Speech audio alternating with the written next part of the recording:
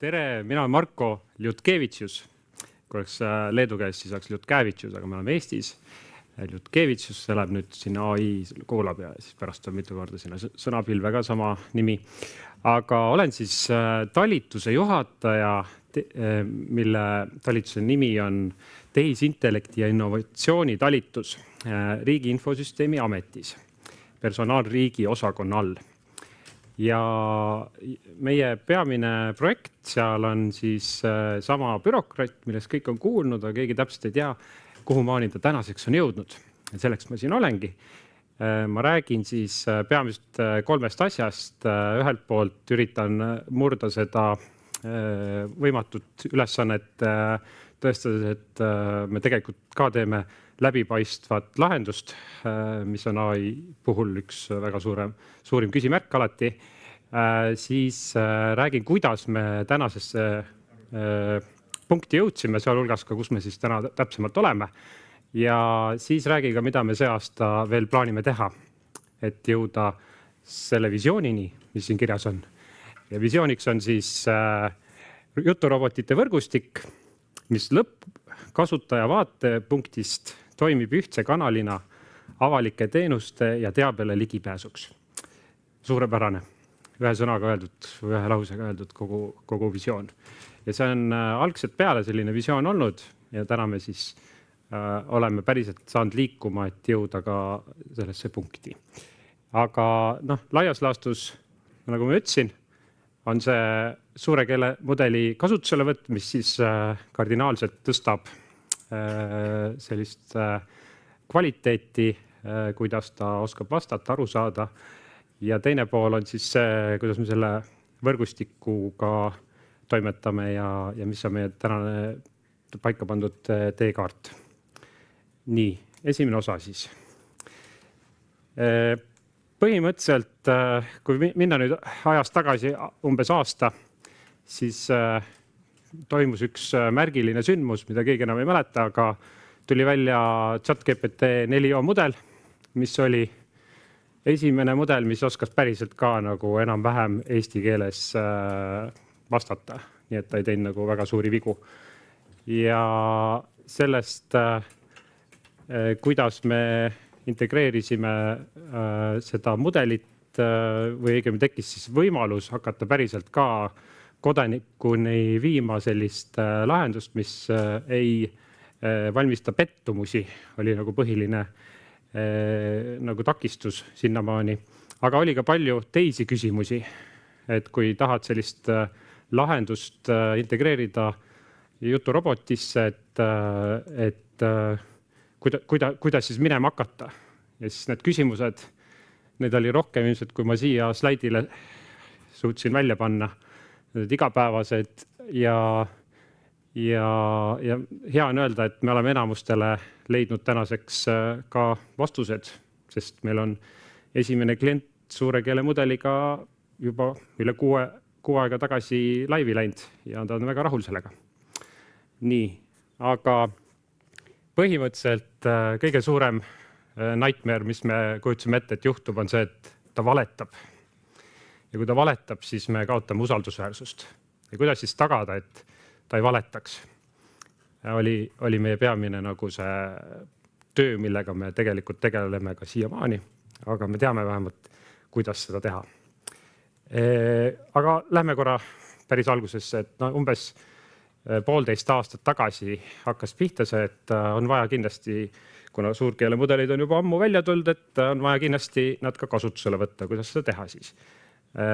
Bürokraat on juba arenduses, ma ei tea, Rasmus mingi 5 aastat või? 4 aastat.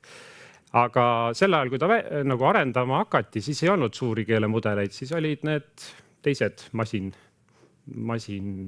kuidas öeldakse, masinõppe lahendused, mis oli siis eeldas, et asutused võtavad meeskonna kokku, hakkab siis seda masinõppe mudelit treenima ja ta väga kindlasti on huvitatud sellest, et ta annab ette need küsimused, siis treenib neid vastuseid ja teeb seda 100 korda per küsimus ja siis lõpuks on see nende mudel nii tark, aga see hüpotees ei pidanud paika.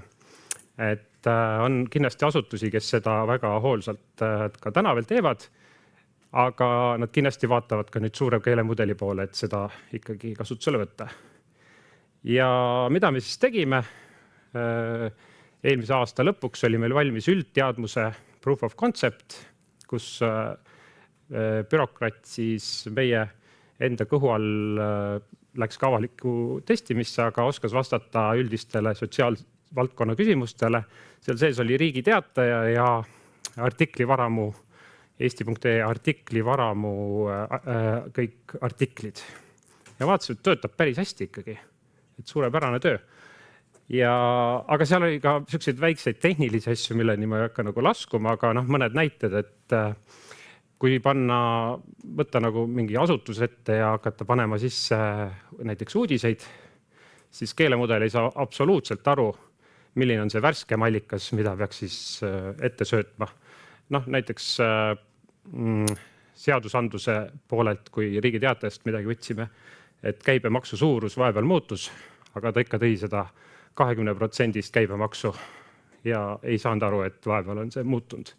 Et sellest me kõigest õppisime ja saime ka aru, et igasugust sellist uudisväärtusega informatsiooni pole mõtet panna, paneme siis ainult neid sisuallikaid. Ja samal ajal tegime siis erinevaid analüüse ja meil oli väga hea koostöö Microsoftiga, kes, kuna me kasutame Azure'i kaudu pilveteenuseid, siis just seda suurkeelemudelit seal, siis nende tehniline ekspertiis aitas päris paljudest probleemidest üle saada. Ja mille me siis jõudsime, mis on lahendus hallutsinatsioonide vastu, kui seda õigesti teha.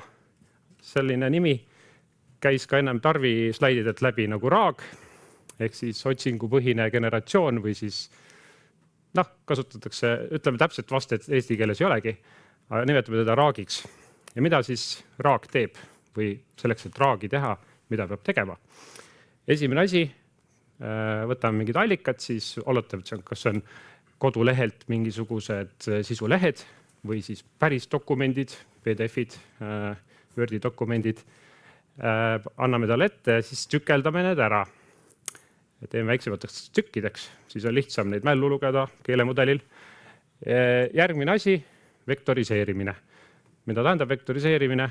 Lihtsas keeles ilmselt siis on arvuti jaoks arusaadavaks tükiks tegemine numbrilise esitlusega, et ta teisendab selle numbriks. Ja siis ta oskab seda paremini võrrelda hiljem. Ja siis ongi tekstilõikude otsing vastavalt päringu sisule, ehk et sisuliselt seal on üks selline eraldi andmebaas tekib, kust saab allikaid kiiresti kätte ja kui läheb mingisugune uus küsimus näiteks kodaniku poolt sisse, siis tuleb kohe võrdlus, milline on kõige lähem vaste sellele. Ja see kõik kõlab üsna keeruliselt, aga bürokrati vaates nagu tädi Maalile saab öelda niimoodi. Ta mõistab sinu küsimuse sisu, mitte ainult sõnu, nagu varasemalt meie mudel tegi, võrdleb küsimust asutuse dokumentidega, koostab selge täpse vastuse, lisab vastuse alla allikad, saad kontrollida, mis kohast ta selle vastuse võttis ja tagastab kiiresti vastuse sisu arusaadaval kujul, ehk siis eesti keeles. Nii, aga lähme ka tehniliseks, sest me ju saame siin natuke, siin on eksperdi taseme inimesi ja kõiki keeleteadlasi tulnud, et siis keeleteadlased kindlasti oskavad nüüd parandada. Aga kui me nüüd räägime siis sellest samast asjast, mis ma ennem rääkisin graafilise liidese kaudu või siis slaidi peal, siis asutusel on mingisugune hulk dokumente, mis on mõistlik panna sinna keelemudeli poole vastamiseks. Me ei treeni mudelit, vaid me loome vektorandmebaasi. Ehk siis me võtame asutuse dokumendid, laseme need ära vektoriseerida, valime õige vektoriseerimise algoritmi ja siis tekib see sama asutus X teadmusbaas. Ja siis ta ootab seal, millal tuleb kasutaja. Ja kasutaja tuleb, esitab küsimuse läbi bürokrati kasutajaliidese seesama küsimus läheb läbi selle sama vektoriseerimise, viiakse samale kujule see küsimus, nagu vektorandmebaasis juba on küsimused ees või vastused ja toimub otsing. Ehk siis sisuliselt leitakse kõige täpsem vaste ja see otsing, kõige relevantsemad nii-öelda vasted, viiakse suurele keelemudelile vastamiseks. Nüüd see, milline see suur keelemudel on, milline see vektoriseerija siin on või mis siin ennem toimub, et nad jõuaks vektoriseerimisse, see kõik on meie jaoks põhimõtteliselt ükskõik.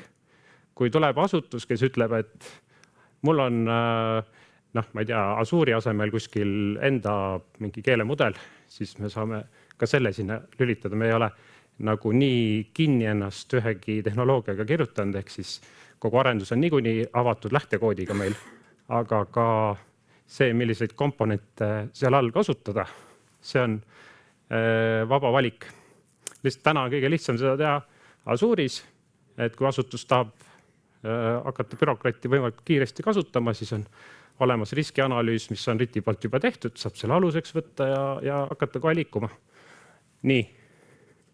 Ja ma igaks juhuks ütlen, ma varastasin selle skeemi, algse skeemi siis Texta OÜ-lt, kui ta pakkus riigile ühte hanget, ehk siis tegelikult see oli juba nagu riigi poolt kinni makstud, nii et otseselt ei varastanud ka.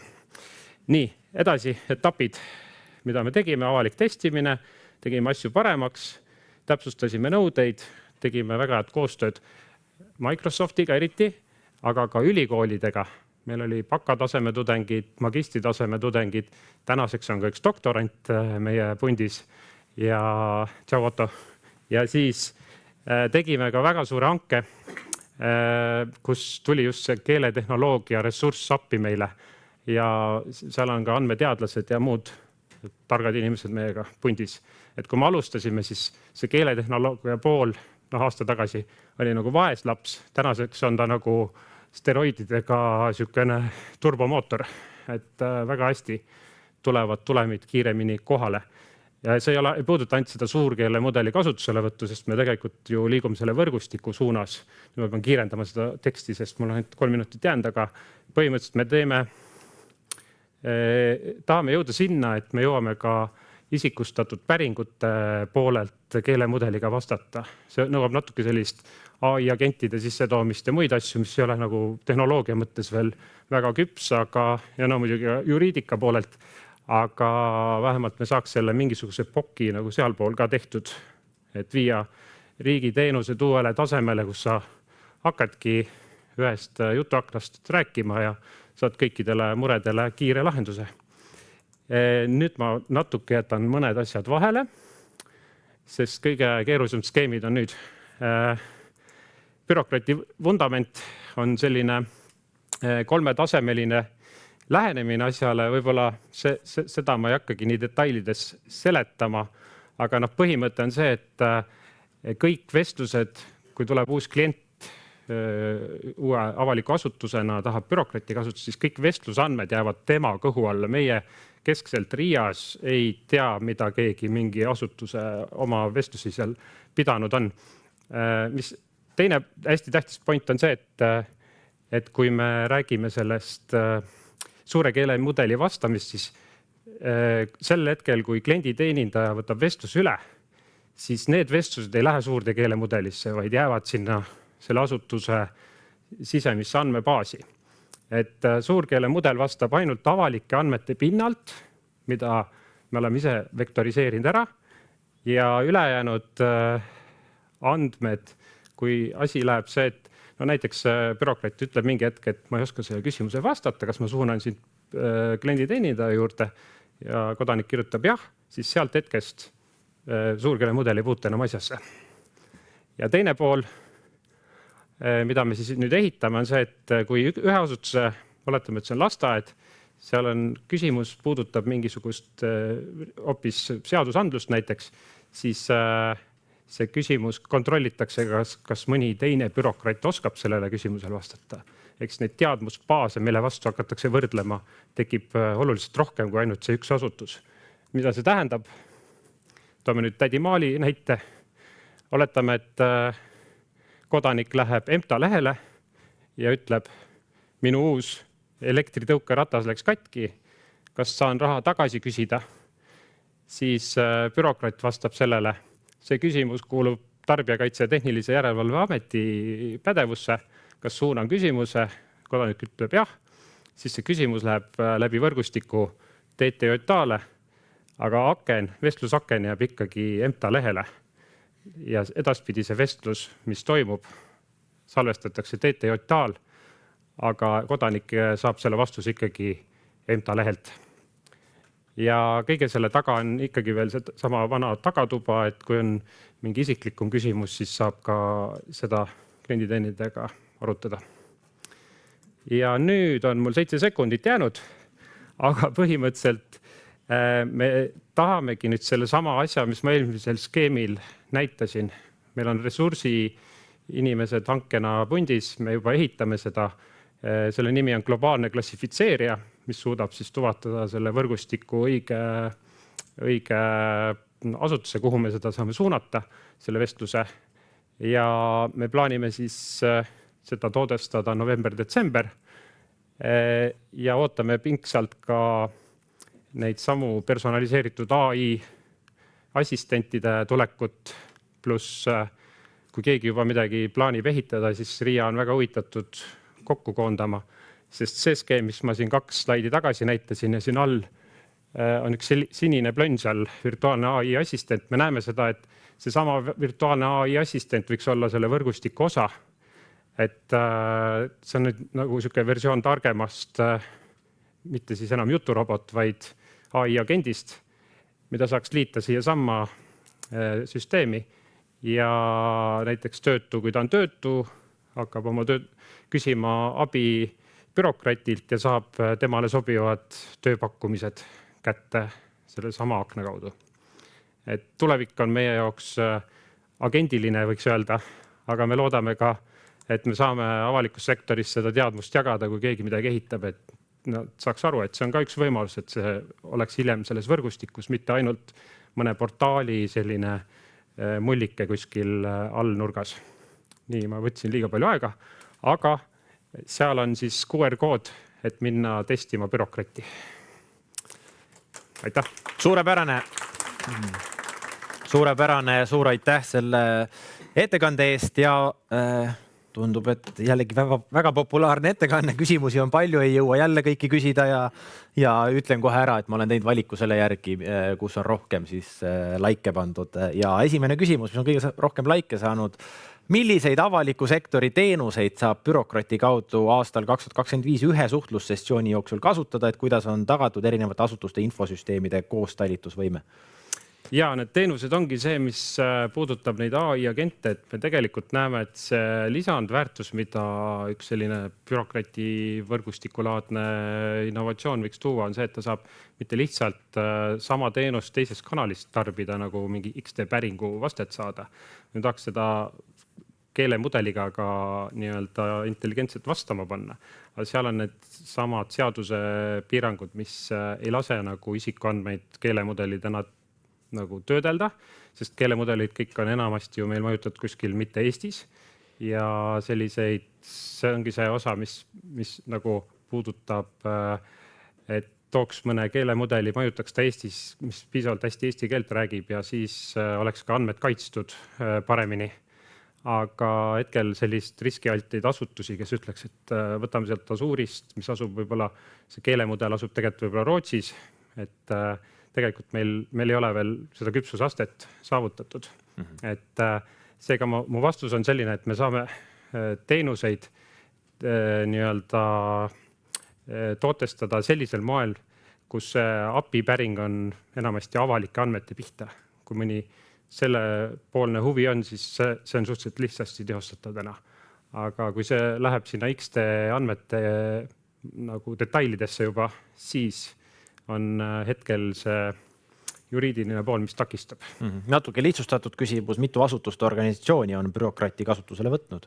Hetkel meie nimekiri on 14 asutust ja neist üks on siis suure keelemudeli peale juba kolinud ja me oleme vähemalt 6 lastud suure keelemudeli lahendust juba testida ja nad on väga rahul olnud seni.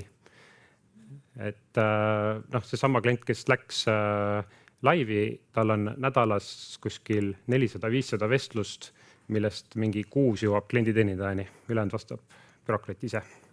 Mil moel bürokraati vestlused dokumendihaldussüsteemis registreeritakse, et kui bürokraat vastab näiteks valesti ning kodanik sellest lähtub, siis kes vastutab, et valeinfo suuniste eest? See on 2 küsimust vist, aga põhimõtteliselt, kui on vaja integratsiooni erinevate sisemiste süsteemidega, siis näiteks enamasti on küsitud Jira integratsiooni, et need piletid jõuaksid ka kasutajatoeni, siis seda me saame täna pakkuda. Ja teine pool, kes vastutab, selles mõttes me ju laseme asutustel endal neid vestlusi kontrollida, vaadata, mis seal toimub ja kui seal hakkab mingit mustrit nagu paistma, et osade allikate puhul on mingi vale vastus tulnud, siis neid allikaid tuleb just uuendada. Me oleme siin näinud mitme kliendiga, kes arvavad, nende koduleht on nagu up to date ja kõik need, mida kodulehelt korjatakse, on õiged vastused, aga siis kui see keelemudelisse on pandud või vektorandmebaasi, siis tuleb välja, et nende alusandmed on valed. Et siis nad saavad seda kodulehte ka uuendada. Mis on saanud, ja viimaseks, mis on saanud visioonidest, et bürokraatis on viipekeel, masintõlge ja nii edasi, ja siis on täpsustatud või lisatud küsimus, et kellele see bürokraat mõeldud on? Kellele see bürokraat mõeldud on? Ikka, ma arvan, et tänaseks ongi vist üks tõenäoliselt ainus lahendus, mis jõuab ka lõppkasutajani ehk kodanikuni, tehisaru lahendus. Milleks ta mõeldud on, ongi selles mõttes jaotatud, et asutus näeb sellel omaette väärtust, et ta saab oma klienditeeninduse sellist koormust vähendada ja kodanikel peaks olema selline lihtne võimalus abi saada võimalikult kiiresti, eriti kui see võrgustik veel meil aasta lõpuks valmis saab, siis on seda lisandväärtust tõenäoliselt vägagi näha. Selge, aga suur aitäh selle ettekande eest ja väike meene ka kaasa. Nii, ja palun.